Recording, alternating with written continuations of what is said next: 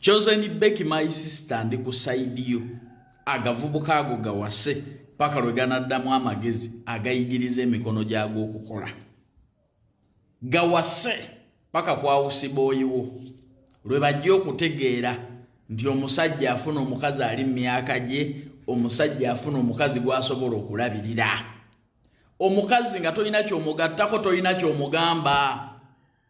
saagala mwebuzeebuze omukazi nga yakubeezaawo ye buli kimu gy'oli tolina kyomugamba alina obuyinza bwonna obukyusaamu n'agamba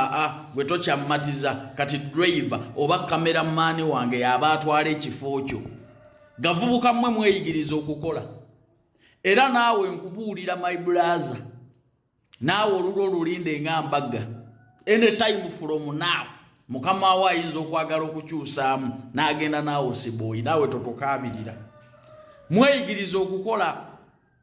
munoonye abakazi be musobola okulabirira eyo nsonga nkulu nnyo ekibaagaza omukazi eyava Masaka n'abaana be mutufuukire ekizibu embeerera n'abakazi abatazaalangako tebaaliyo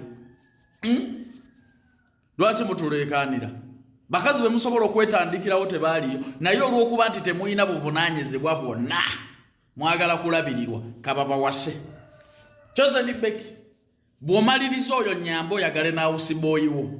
kisajja lwe gajja okutegeera nti omusajja alina okukola era afuna omukazi gw'asobola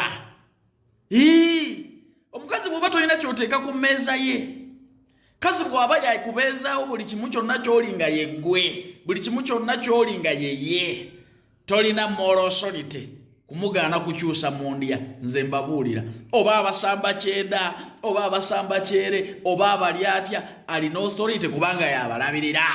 Becky my sister gwe kola gwa kubasamba n'oyo bwakunyiizaamu kyusaamu ate tomulinda bw'olaba akusanyusa lya lwegajja okuyiga okukola n'okufuna abakazi abali mu liigi zaago sajja atazaalangako obeera otya ku mukazi eyajja n'abaana 3 okuva e Masaka mwe mulowooza tetukimanyi nti omukazi mumubalako sente mwalimu mwagaddeko oyo omukazi olina oyinza omwagala gwe guvubuka gwe oyinza okwagala oyo omukazi kewategeera nti bakunoonyako nsimbi basambe kirindi aba video fumita abebifaananyi fumita kina driver baliye paka lwe gajja okutegeera nti omusajja alina okukola afune omukazi gw'asobola